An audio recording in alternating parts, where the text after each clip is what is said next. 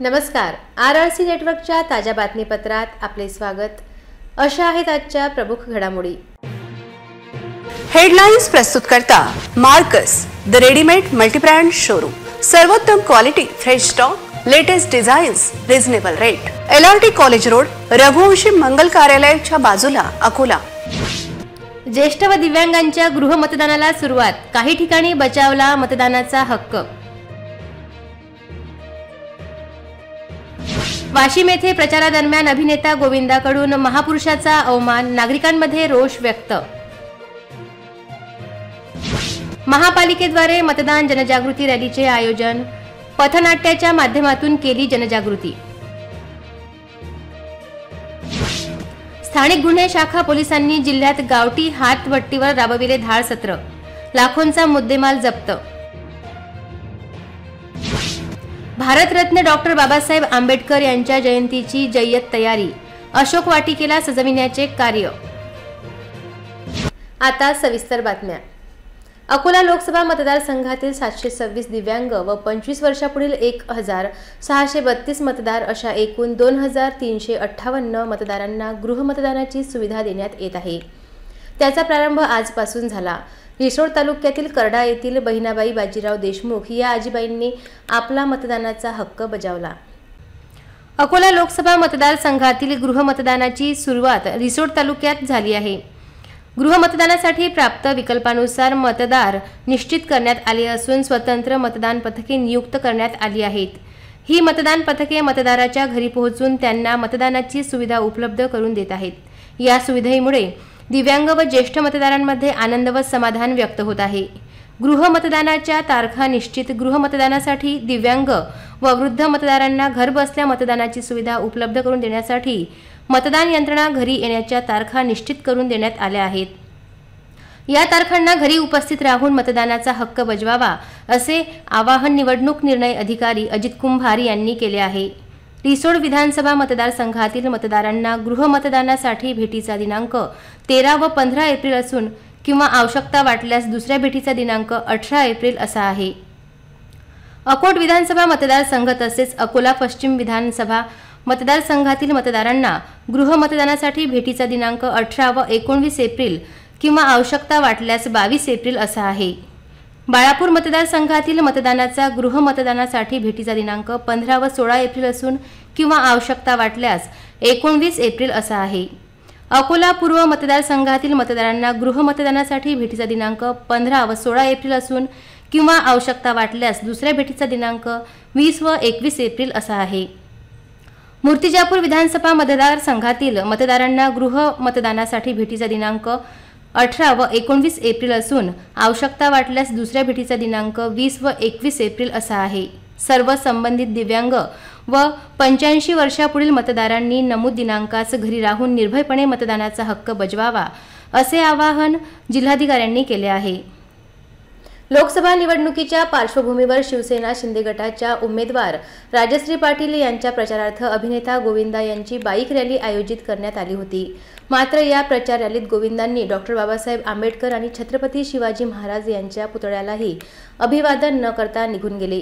त्यामुळे अभिनेता गोविंदा यांनी महापुरुषाचे अवमान केल्याची चर्चा नागरिकांमधून होत आहे.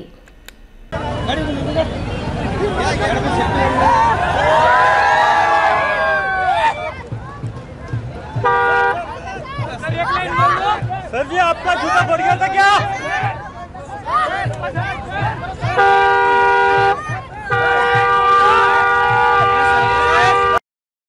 यवतमाळ वाशिम लोकसभेच्या उमेदवार राजश्री पाटील यांच्या प्रचारार्थ वाशिम शहरात सिने अभिनेता गोविंदा यांची बाईक रॅली निघाली होती. दरम्यान गोविंदा यांनी रस्त्यावर असलेल्या एका बूट विक्रेत्याकडून देखावा म्हणून एक जोडी बूटही खरेदी केले. परंतु डॉक्टर बाबासाहेब आंबेडकर यांच्या पुतळ्याला गाडीतून दुरूनच हात जोडल्याचे दिसून आले.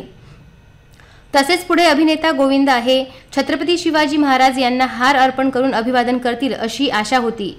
मात्र तेथेही गोविंदाने जाणे टाळले आणि अभिवादन न करताच आपल्या AC गाडीत निघून गेले. त्यामुळे अभिनेता गोविंदा हे देखावा म्हणून एक बूट जोडी खरेदी करण्यासाठी AC गाडीतून रस्त्यावर उतरू शकतात. मात्र महापुरुषांचे अभिवादन करण्यासाठी का नाही असा सवाल सर्वसामान्य नागरिकांकडून विचारला जात आहे. त्यामुळे अभिनेता गोविंदा यांनी एक प्रकारे प्रचार रॅलीतून महापुरुषांचे अवमान केल्याची चर्चा वाशिम शहरात केली जात आहे। तसेच याचे परिणाम यवतमाळ वाशिम लोकसभेच्या महायुतीचे उमेदवार जयश्री पाटील यांना चांगलेच महागात पडणार असल्याचे बोलले जात आहे। अकोला लोकसभा सार्वत्रिक निवडणुकीच्या अनुषंगाने अकोला महानगरपालिका प्रशासनाआधारे मतदान जनजागृतीकरिता मोटरसायकल रॅलीचे आयोजन करण्यात आले होते। या रॅलीमध्ये जिल्हाधिकारी यांच्यासह मनपा आयुक्त यांनी सहभाग घेतला। यासोबतच पथनाट्याच्या माध्यमातून मतदान जनजागृती करण्यात आली। अकोला लोकसभा सार्वत्रिक निवडणुकीच्या अनुषंगाने मनपा प्रशासनाद्वारे स्वीप कार्यक्रमांतर्गत रन फॉर डेमोक्रेसी उपक्रमामध्ये मतदान जनजागृतीकरिता मोटरसायकल रॅलीचे आयोजन करण्यात आले। यावेळी जिल्हा निवडणूक अधिकारी तथा जिल्हाधिकारी अजित कुंभार, जिल्हा परिषद सीईओ बी वैष्णवी, मनपा आयुक्त डॉक्टर सुनील लहाने आदी यावेळी उपस्थित होते। मतदान जनजागृती मोटरसायकल रॅली काढण्यापूर्वी मतदान जनजागृती पथनाट्याचे आयोजन करण्यात आले। त्यानंतर अकोला महानगरपालिकेच्या कार्यालयापासून मोटरसायकलने रॅलीला सुरुवात झाली।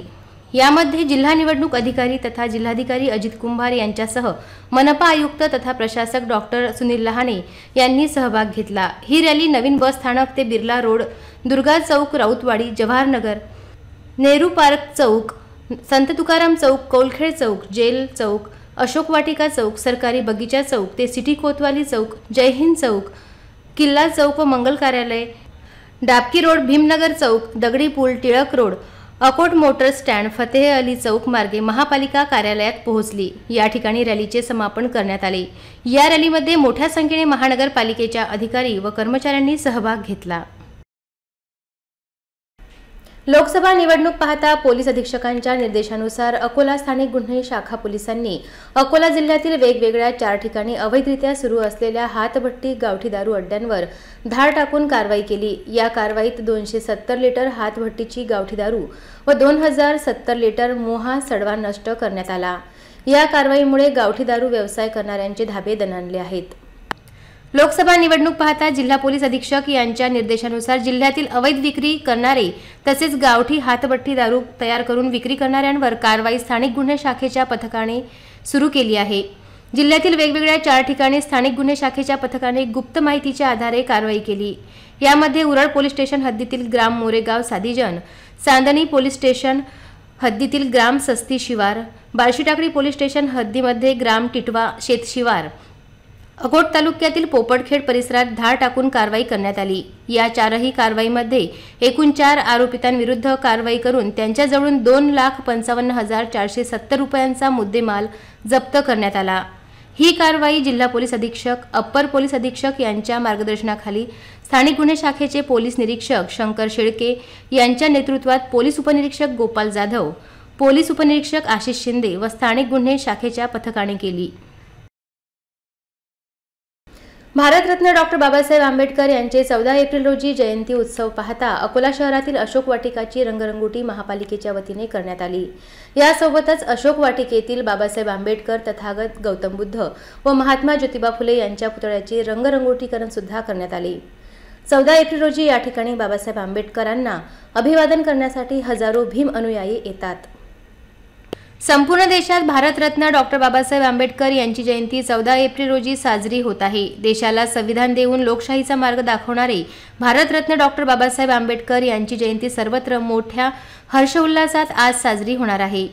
या जयंती पर्वाला साजरी करण्यासाठी जय्यत तयारी सुरू आहे। अकोला शहरातील अशोक वाटिका येथे मोठ्या उत्साहात हा जयंती उत्सव साजरा केला जातो। या ठिकाणी भारतरत्न डॉक्टर बाबासाहेब आंबेडकर यांना अभिवादन करण्यासाठी जिल्हाभरातून भीम अनुयायी येतात। ही बाब लक्षात घेता अकोला मनपाच्या वतीने अशोक वाटिकेची रंगरंगोटीचे कार्य सुरू करण्यात आले। यासोबतच अशोक वाटिकेतील भारतरत्न डॉक्टर बाबासाहेब आंबेडकर, तथागत गौतम बुद्ध, महात्मा ज्योतिबा फुले यांच्या पुतळ्याचे रंगरंगोटीकरण सुद्धा करण्यात आले। 14 एप्रिल रोजी अशोक वाटिकेत भारतरत्न डॉक्टर बाबासाहेब आंबेडकर यांच्या जयंती उत्सव साजरा होणार असल्यामुळे महापालिकेच्या वतीने तयारी करण्यात आली आहे। आगामी लग्न उत्सव पाहता राज्य परिवहन महामंडळाच्या वतीने प्रवाशांच्या सुविधेकरिता अधिक गाड्यांचे नियोजन केले आहे। कोणत्याही प्रवाशाला गैरसोय होऊ नये याकरिता अधिक गाड्यांचे नियोजन करण्यात येत असल्याची माहिती अकोला परिवहन मंडळाने दिली। आगामी काळात लग्न उत्सव पाहता राज्यमार्ग परिवहन महामंडळाने प्रवाशांची गैरसोय होऊ नये म्हणून जास्त गाड्यांचे नियोजन केले आहे। राज्य शासनाच्या वतीने महिलांना तिकीट दरात सवलत दिल्यामुळे लग्नसराईच्या काळात एसटी महामंडळाच्या बसमध्ये महिला प्रवाशांची संख्या वाढण्याची शक्यता वर्तविण्यात येत आहे। याचबरोबर अमृत ज्येष्ठ नागरिक योजना अंतर्गत 75 वर्ष वयोगटावरील ज्येष्ठ नागरिकांना मोफत प्रवास सुद्धा लाल परीच्या माध्यमातून करता येणार आहे। गेल्या काही दिवसांपासून लग्नसराईचे धावपळ पाहता अकोला शहरामध्ये येणाऱ्या नागरिकांची गर्दी सर्वाधिक एसटी महामंडळाच्या आगार क्रमांक 1 व 2 वर पाहायला मिळत आहे। कोणत्याही नागरिकांना एसटी मध्ये प्रवास करताना गैरसोय होऊ नये याकरिता एसटी महामंडळाच्या वतीने जास्तीत जास्त गाड्या प्रवाशांच्या सोयीसाठी उपलब्ध करून देण्यात येणार असल्याची माहिती एसटी महामंडळातर्फे देण्यात आली आहे। जिल्हाधिकारी कार्यालय परिसरात असलेल्या पुरवठा विभागातील जुने दस्तऐवज धूळ खात पडले असून याकडे संबंधित विभागाच्या अधिकाऱ्यांचे दुर्लक्ष होत असल्याचा आरोप नागरिकांकडून होत आहे। अकोला जिल्हाधिकारी कार्यालय परिसरातील अन्नधान्य वितरण अधिकारी कार्यालयामागे राशन कार्ड संबंधित जुने दस्तऐवज धूळ खात पडले आहे। याबाबत संबंधित विभागाच्या अधिकाऱ्यांचे लक्ष नसल्याचा आरोप सर्वसामान्य नागरिकांकडून केला जात आहे।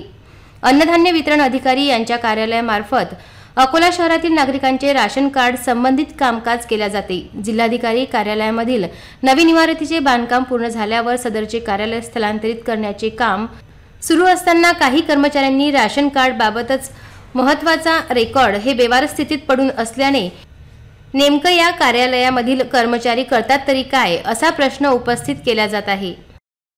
लोकसभा निवडणुकीचा परिणाम जिल्हा परिषदेच्या स्थायी समितीच्या सभेवर पडलेला दिसून आला। उमेदवाराच्या प्रचारात व्यस्त असलेल्या स्थायी समितीच्या काही सदस्यांची अनुपस्थिती दिसून आली आहे। तसेच जिल्ह्यातील पाणी टंचाईच्या परिस्थितीला बघून उपस्थित सदस्य हे आक्रमक झाले होते। कृती आराखड्याचा समावेश नसलेल्या गावांमध्ये उपाययोजना होतील का असा सवाल सदस्यांनी प्रशासनासमोर ठाकला आहे। जिल्हा परिषदेच्या कार्यालयात स्थायी समितीच्या सभेचे आयोजन करण्यात आले होते। लोकसभा निवडणुकीच्या धामधुमीत जिल्हा परिषद सदस्य व्यस्त असल्याने स्थायी समितीच्या सभेत सदस्यांची बहुतांश प्रमाणात अनुपस्थिती दिसून आली। स्थायी समितीच्या सभेत या अनुपस्थितीचा फटका चांगलाच दिसून आला। जिल्ह्यात सध्या पाणी टंचाईची परिस्थिती बघून जिल्हा परिषद सदस्य आक्रमक झाले होते। यावेळी कृती आराखड्यात समावेश नसलेल्या गावांना पाणी टंचाईचा उपाय योजनेपासून वंचित ठेवण्याचे काम प्रशासन करीत आहे। यावर सदस्यांनी प्रशासकीय अधिकाऱ्यांना चांगलेच धारेवर घेतले होते। तसेच कृती आराखड्यात समावेश नसलेल्या गावांना उपाययोजना होईल का असा प्रश्न सदस्यांनी स्थायी समितीच्या सभेत उपस्थित केला। जिल्ह्यातील कोल्हापुरी बंधारे आणि लघु पाटबंधाऱ्याची अवस्था दयनीय असून कोल्हापुरी बंधारे यांच्या गेट चोरीच्या प्रकारात मोठ्या प्रमाणात वाढ झाल्याची परिस्थिती जिल्हा परिषद सदस्यांच्या मार्फत स्थायी समितीच्या सभेत उपस्थित करण्यात आली होती। यावेळी कुठल्याही प्रकारची जिल्हा परिषदेच्या मार्फत भूमिका किंवा फौजदारी कारवाई होत नसल्याची खंत व्यक्त करण्यात आली होती।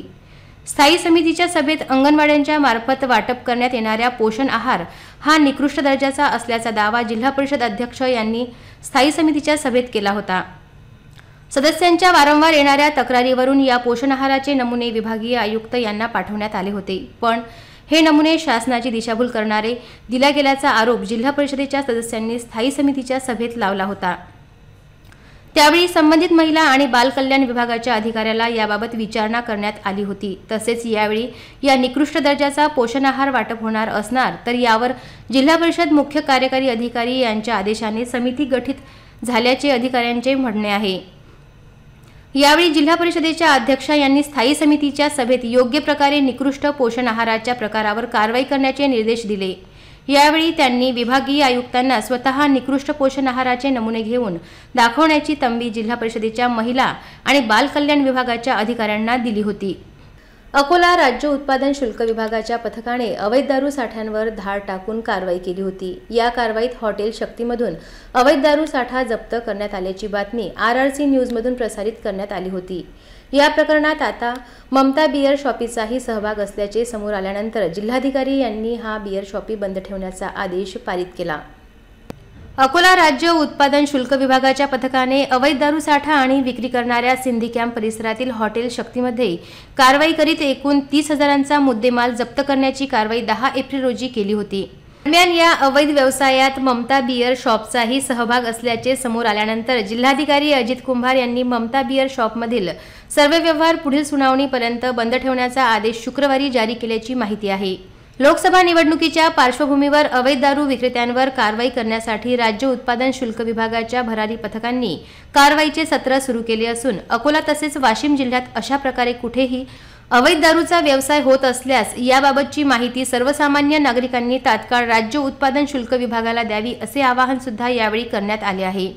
बियर शॉपीच्या नावाखाली हॉटेल शक्तीमध्ये नियमांना धाब्यावर ठेवून अवैध दारूची विक्री सुरू होती। या संदर्भाचा अहवाल जिल्हाधिकारी यांच्याकडे सादर केला असता पुढील सुनावणीपर्यंत बियर शॉपीचे सर्व व्यवहार बंद ठेवण्याचे आदेश त्यांनी दिले आहेत, अशी माहिती राज्य उत्पादन शुल्क विभागाच्या भरारी पथकाचे प्रमुख प्रमोद कांबळे यांनी दिली।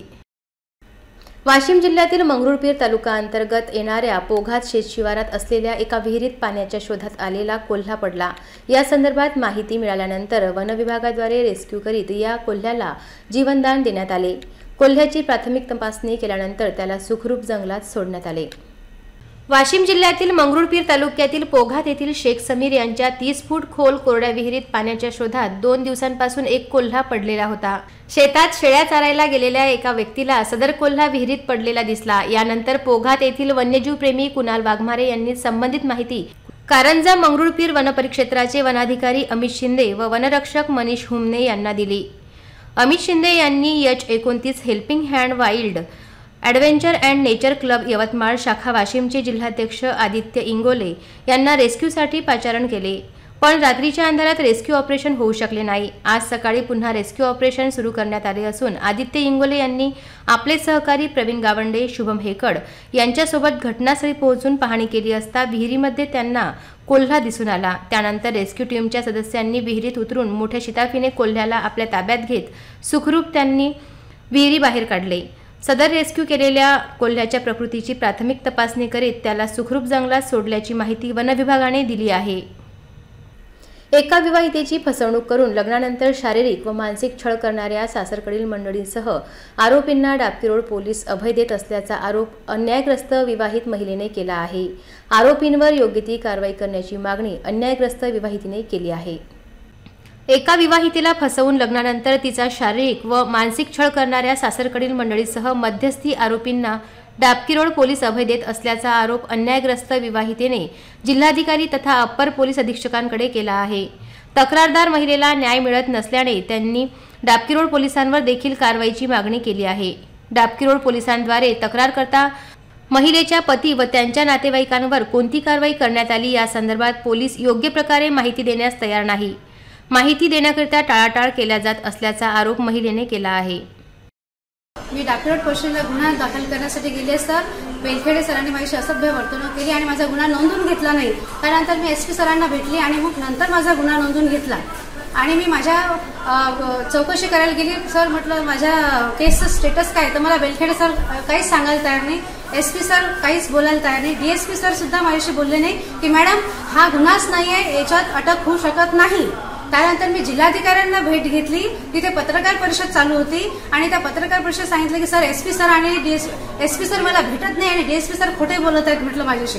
त्यानंतर जिल्हाधिकाऱ्यांनी काय कारवाई केली हे मला माहित नाही, अटक केली त्यांनी, जिल्हाधिकाऱ्यांनी आदेश काढले, त्यानंतर त्यांना अटक झाली। त्यांना SP काय मागणी आहे तुमची? माझी अटकेचीच मागणी आहे। अटक आहे पण ते अटक सांगत का? पण अटक असं मला काही सांगायला तयार नाही, ते फरार आहेत की अटक आहे मला पोलीस प्रशासन काही सांगायला तयार, आम्हाला माहिती अटक आहे। पुन्हा एक नजर टाकूया आजच्या प्रमुख घडामोडींवर। हेडलाइन्स प्रस्तुत करता Marcus the readymade multibrand showroom, सर्वोत्तम quality, fresh stock, latest designs, reasonable rate, LRT college road, Raghuvanshi Mangal कार्यालयाच्या बाजूला, अकोला।